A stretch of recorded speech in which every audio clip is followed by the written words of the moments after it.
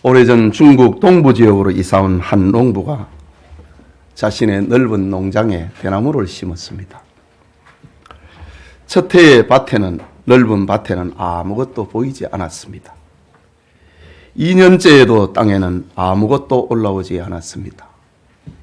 3년, 4년이 지나도 마찬가지였습니다.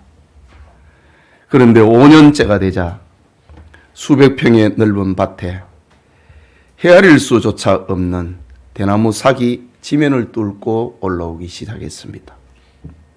농부는 하도 신기해서 마술을 보는 것 같았습니다. 그 대나무는 하루에 30cm가 넘게 자랐습니다. 불과 6주 만에 대나무의 크기가 15m까지 이상 자라는 겁니다. 농부는 그 대나무를 팔아 큰 부자가 되었다고 하는 이야기가 있습니다. 이 대나무는 중국 동부 지방에서 자라나는 모소라고 하는 이름의 대나무입니다. 모소 대나무는 4년 동안 땅 속에서 뿌리를 내리다가 5년 차부터 수십 메타로 자라서 엄청난 상품을 만들어낸다고 합니다. 여러분, 우리 사람에게도 눈에 보이지 않는 속 사람과 눈에 보이는 그 사람으로 구분할 수 있습니다. 건강한 사람이 되려면 그 사람보다 모소 대나무처럼 속 사람이 먼저 튼튼해야 하는 것입니다. 속 사람이 건강하면은 필연적으로 그 사람도 윤택해지게 되고 의미 있고 가치 있는 삶을 살게 되는 것입니다. 사도 바울은 지금 예수 그리스도의 죽음과 부활을 전했다고 하는 죄목으로 로마 감옥에 투옥되어 있습니다. 감옥에서 그는 잊어버리거나 잊을 수 없는 사연들이 생각나고 있었습니다. 잊을 수 없는 교회들이 그의 가슴에 떠올랐고 잊을 수 없는 성도들의 얼굴이 그의 마음을 사로잡고 있었습니다. 감옥에서 바울이 할 수 있는 것은 최상의 방법은 기도였습니다. 옥중에서 올리는 바울의 기도는 간절했고 뜨거웠습니다. 오늘 본문의 바울은 15절을 보면은 무릎을 꿇고 감옥에서 무릎을 꿇고 하나님 앞에 기도하는 내용을 소개하고 있습니다. 사람이 누군가에게 무릎을 꿇는다고 하는 것은 복종을 의미하고 겸손을 가리키고 간절함의 상징입니다. 바울에게 있어서 무엇이 그렇게 간절하게 만들었는가? 무릎을 꿇고 옥에서 하나님께 기도하게 만들었는가? 그것은 성도들이 그리스도의 장성한 분량으로 자라기를 원하는 전도자 바울, 목회자 바울의 가슴이었습니다. 이 시간 교회를 위한 바울의 기도라는 제목으로 하나님의 말씀 받고자 합니다. 사도 바울이 무릎을 꿇고 기도했던 그 구체적인 내용은 무엇일까? 첫째는 속 사람이 강건하게 되는 것이었습니다. 우리가 읽은 본문 16절을 다시 보면은 그의 영광의 풍성함을 따라 그의 성령으로 말미암아 너희 속 사람을 능력으로 강건하게 하시오며 라고 합니다. 여기 속 사람은 그 사람과 대조되는 표현입니다. 고린도후서 4장 17절 이후에 보면은 그 사람은 가벼운 것이고 그 사람은 눈에 보이는 것이고 그 사람은 잠깐 동안의 것이고 그 사람은 땅에 있는 장막이고 그 사람은 손으로 지은 것이다 라고 고린도후서에는 그렇게 말합니다. 말하자면 그 사람은 사람들이 추구하는 외모요 인기입니다. 그 사람은 사람들이 좋아하는 명예와 재물이고 권력과 학벌 등을 가리킵니다. 오늘날 사람들은 누군가를 평가할 때에 속 사람보다는 그 사람을 보고 판단하는 것에 익숙해져 있습니다. 그 사람이 돈을 얼마나 가졌는가, 어떤 집에 살고 있는가, 어떤 자동차를 타고 다니는가, 어느 학교를 졸업을 했고 어디에서 배웠는가, 이것에 따라서 사람을 평가하는데 익숙해져 있습니다. 이런 인간 본성을 알고 있는 사도 바울은 로마 감옥에서 에베소 교회를 위하여 역설적인 기도를 하고 있습니다. 그 기도는 그 사람의 성장이 아니라 먼저 속 사람이 강건해지기를 위해 기도했던 겁니다. 지난날 지혜의 왕이었던 솔로몬도 잠언 4장 23절에 보면은 모든 지킬 만한 것 중에 더욱 네 마음을 지키라. 생명의 근원이 이에서 남이라. 라고 권면하면서 속 사람의 소중성을 강조한 적이 있습니다. 그렇다면 무엇으로 우리의 속 사람을 강건하게 건강하게 만들 수 있을 것인가? 그것은 사람의 힘이나 노력의 산물이 아닙니다. 일반적으로 인본주의 교육에서는 좋은 책을 읽고 좋은 선생님을 만나는 것이 바로 마음의 양식을 쌓는 것이다. 이렇게 말하고 있지만은 속 사람의 근본을 사람의 노력과 힘으로는 바꿀 수 있는 것이 아닙니다. 혈통으로나 육정으로나 사람의 뜻으로 속 사람이 바뀌는 것은 아니기 때문입니다. 그래서 바울은 오늘 본문에서 성령으로 말미암아 라고 합니다. 사람을 지으신 하나님, 하나님의 영으로 말미암아 우리의 속 사람이 강건해지기를 기도했습니다. 성령으로 말미암는 속 사람의 강건, 그것은 무엇일까? 무엇이 속 사람을 건강하게 만드는 것일까? 성령의 은총을 받아 회개하는 힘을 말하는 겁니다. 기도하는 능력, 이것이 속 사람의 힘입니다. 감사하는 힘을 말하지요. 순종하는 힘, 사명을 감당하는 힘, 그것이 바로 속 사람이 건강하게 되는 것입니다. 더 나아가서 순교의 영광에까지 이르게 되는 것을 가리키는 것이 속 사람의 강건함입니다. 바울이 로마 감옥에서 에베소 성도들을 생각을 하면서 무릎을 꿇고 애타게 올리는 기도는 바로 구원받은 성도들의 영혼이 성령으로 말미암아 건강해지는 것이었습니다. 이를 위해서 바울은 기도했던 겁니다. 예배드리는 성도님, 우리에게도 속 사람이 있습니다. 영천의 모든 성도님들이 저 모소 대나무처럼, 그 대나무의 뿌리처럼 성령으로 말미암아 강건해지는 그런 은혜가 우리에게 있기를 축복합니다. 둘째로 바울이 에베소 교회를 생각하면서 기도하고 있는 것은 그리스도께서 성도들의 마음에 계시는 겁니다. 예수님이 성도들의 마음에 계시는 것. 이것을 위해서 바울은 기도했습니다. 읽은 17절 말씀을 다시 보면은 믿음으로 말미암아 그리스도께서 너희 마음에 계시게 하옵시고 라고 합니다. 여러분, 당시 에베소는 아시아의 수도였습니다. 오늘날 터키의 서남부 지역인데 그 서남부 지역을 아시아라고 불렀습니다. 그 수도가 바로 에베소입니다. 1세기 당시 에베소에는 30만 명 이상의 인구가 모여드는 대도시였습니다.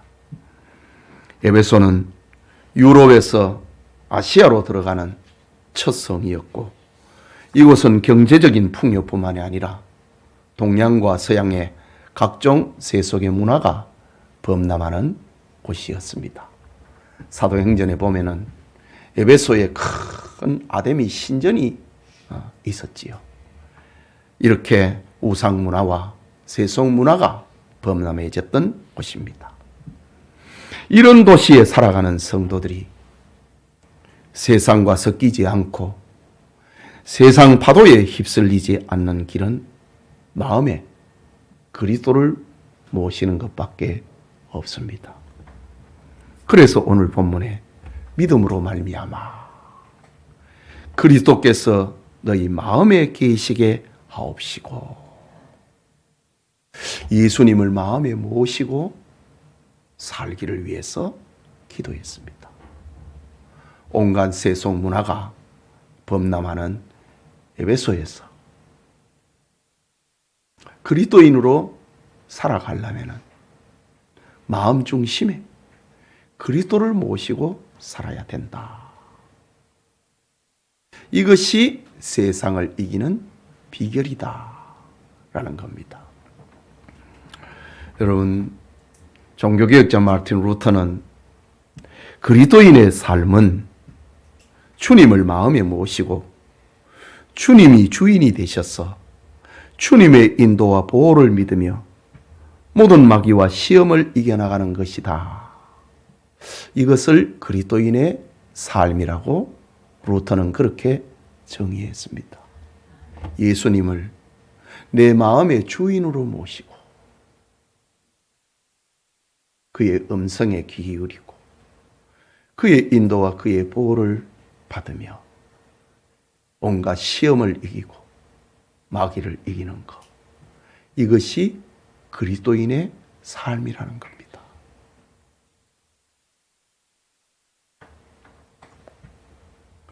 (1828년에) 러시아에서 기형은 아니지만은 아주 못생긴 아이 하나가 출생했습니다. 아이는 자라면서 자기 외모에 심각한 열등감을 가지게 됩니다. 그런데 이 아이는 사람의 내면이 더 중요하다고 하는 그 믿음으로 인생을 개척하기 시작합니다. 그는 불후의 명작을 남긴 위대한 작가가 됩니다. 그가 바로 부활, 전쟁과 평화 등의 소설을 쓴 레오 톨스토이 작가입니다. 톨스토이는 말년에 이런 고백을 합니다. 그리스도의 말씀이 내 안에 들어온 순간부터 내 삶은 변화되었다.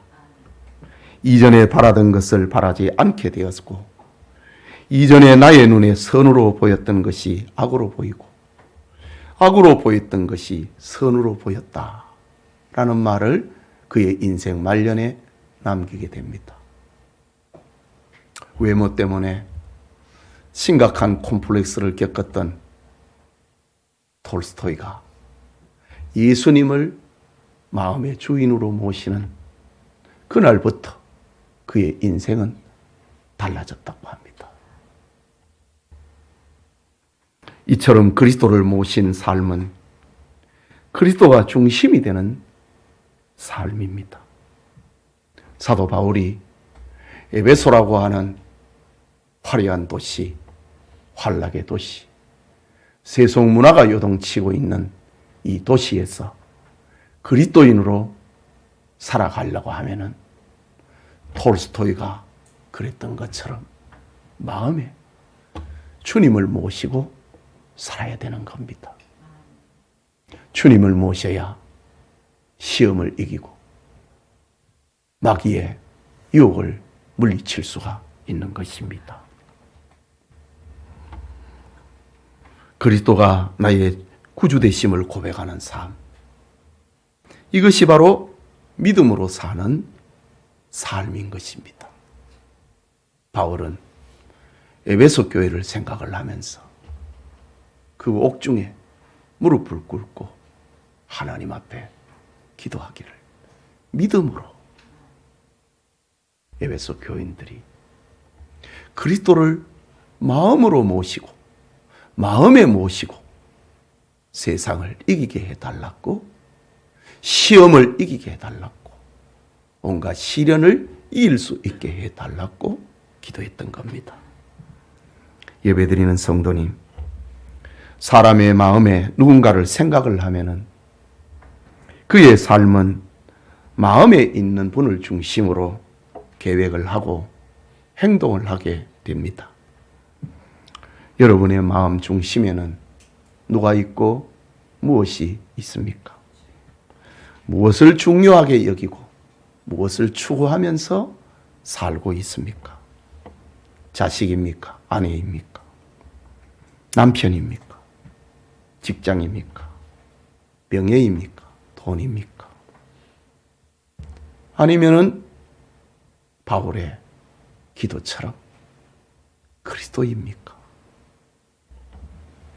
에베소 교회를 위하여서 바울이 무릎을 꿇고 비는 기도는 성도들의 마음에 그리스도가 중심이 되고 그리스도가 마음에 계시는 믿음의 삶이었습니다. 오늘 여러분의 마음 중심에도 믿음으로 말미암아 그리스도가 계시는 성숙한 성도들, 한 해를 살아가면서 마음 중심에 그리스도를 모시고 세상을 이기는 우리 교우들이 다 되기를 축복합니다.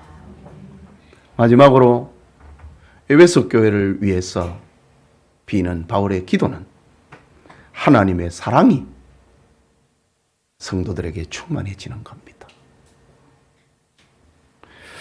17절 중간부터 19절까지를 보면은 너희가 사랑 가운데서 뿌리가 박히고, 하나님의 사랑 가운데서 뿌리가 박히고 터가 굳어져서 흔들리지 아니함을 말하지요. 능히 모든 성도와 함께 지식에 넘치는 그리스도의 사랑을 알고 그 너비와 길이와 높이와 깊이가 어떠함을 깨달아 하나님의 모든 충만하신 것으로 너희에게 충만하게 하시기를 구하노라 라고 합니다. 하나님의 사랑이 성도들의 심령에 충만해지기를 위해서 기도하고 있다. 하나님의 사랑은 우리가 셀 수 있는, 우리가 헤아릴 수 있는 그런 정도가 아닙니다. 그 사랑이 충만해지기를 위해서 기도하고 있다고 합니다. 바울은 본문에서 성도들의 심령에 충만하게 자라야 할 하나님의 사랑을 아주 입체적으로 묘사하고 있습니다. 그 첫째가 하나님의 사랑의 넓이가 충만해지는 겁니다. 사랑의 넓이가 얼마나 넓은지 한없이 넓혀져 가는 것, 그것이 넓이가 충만해지는 겁니다. 하나님의 사랑은 찬송가의 가사처럼 바다를 먹물로 삼고 하늘을 두루마리로 삼아도 다 기록할 수 없는 사랑의 넓이를 가지고 있습니다. 하나님의 사랑은 피부색에 차별이 없고 국경에 차별이 없습니다. 하나님의 사랑은 신분과 지위에 차별이 없고 남녀노소, 빈부 귀천에 차별이 없습니다. 하나님은 모두를 사랑하시고 모두를 위하시고 모두를 불쌍히 여기십니다. 하나님의 사랑은 길 잃은 한 마리의 양이라도 찾도록 찾아다니시는 사랑입니다. 하나님의 사랑은 탕자라 할지라도 회개하고 돌아오면은 큰 잔치를 베푸시는 사랑입니다. 하나님의 사랑은 자기를 못 박은 원수까지도 용서하게 하시는 사랑입니다. 바울은 성도들의 심령에 이 하나님의 사랑의 넓이가 충만해지기를 위해 기도했습니다. 둘째는 하나님 사랑의 길이가 충만해지는 겁니다. 길이가 충만해진다. 끝이 없다 이거죠. 하나님의 사랑은 일시적인 사랑이 아니라는 말이지요. 기분 좋을 때만 하는 사랑이 아니라는 말입니다. 하나님의 사랑은 그 길이가 끝이 없습니다. 예수님께서 제자들에게 그 사랑을 알려주시면서 요한복음 13장 1절에는 세상에 있는 자기 사람들을 사랑하시되 끝까지 사랑하시니라. 주님의 사랑은 끝까지 사랑하는 겁니다.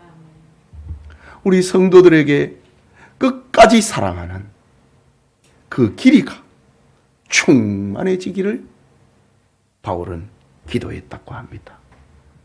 주님의 사랑은 세 번이나 주님을 모른다고 부인했던 베드로에게 찾아가서 네가 나를 사랑하느냐? 라고 하시면서 다시 베드로를 일으키고 내 양을 먹이라 사명을 주신 사랑입니다. 하나님의 사랑은 사명을 버리고 다시스로 도망을 친 요나에게 찾아가셔서 풍랑을 일으키고 그를 깊은 바다에 던져짐을 당하게 하시고 큰 물고기를 예비해서 물고기 뱃속에서 회개하게 만들고 저 니누웨로 가서 사명을 감당하게 만드시는 그 길이가 끝이 없는 하나님의 사랑입니다. 하나님의 그 사랑은 교회를 박해하던 사울에게 찾아가셔서 사울아, 사울아, 네가 왜 나를 핍박하느냐? 나는 네가 핍박하는 예수다. 라고 하시면서 바울을 회개시키고 바울로 하여금 이방인 전도자로 삼고야 마시는 그 길이가 끝이 없으신 하나님의 사랑입니다. 하나님은 지금도 우리를 향하여 오래 참으시고 회개하고 돌아오기를 기다리십니다. 위대한 하나님의 사랑의 길이가 우리의 삶을 움직이는 힘이 되기를 축복합니다. 그 사랑의 충만의 세 번째는 그 높이가 충만해지는 것입니다. 하나님의 사랑의 높이가 우리에게도 충만해지기를 비는 기도입니다. 하나님 사랑의 높이는 세상의 온갖 죄인들을 천국으로 이끌어 올리시는 그 사랑입니다. 이사야 선자는 외치기를 내 생각은 너희 생각과 다르며 내 길은 너희의 길과 다름이니라. 여호와의 말씀이니라. 이는 하늘이 땅보다 높음같이 내 길은 너희의 길보다 높으며 내 생각은 너희의 생각보다 높음이니라.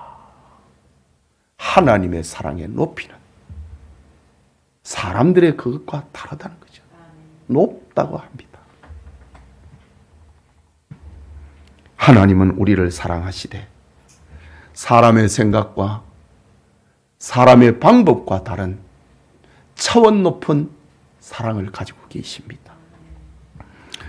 사람들은 눈물 없는 성공을 바라고 고생 없는 축복을 생각을 하고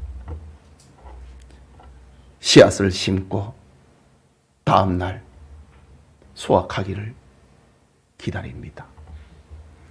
그러나 하나님의 사랑은 욥에게 복을 주시되 시련을 거친 후에 큰 복을 주시는 하나님입니다. 하나님은 아브라함에게 복을 주시되 100세에 얻은 아들을 번제로 바치고 난 이후에 하나님의 큰 복을 공개하십니다. 하나님은 요셉에게 복을 주시되 눈물의 골짜기를 통과하고 난 다음에 세계를 구원하는 애굽의 총리가 되게 하십니다. 이것이 하나님 사랑의 높이입니다.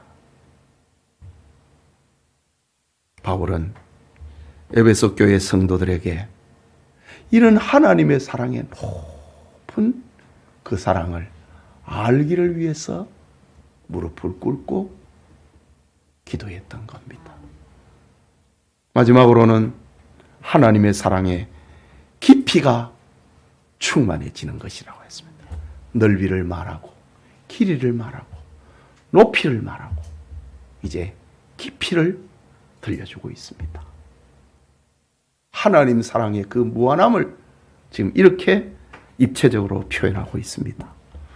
하나님 사랑의 깊이는 지옥의 길을 걷는 인간이라 할지라도 구원하시는 사랑입니다.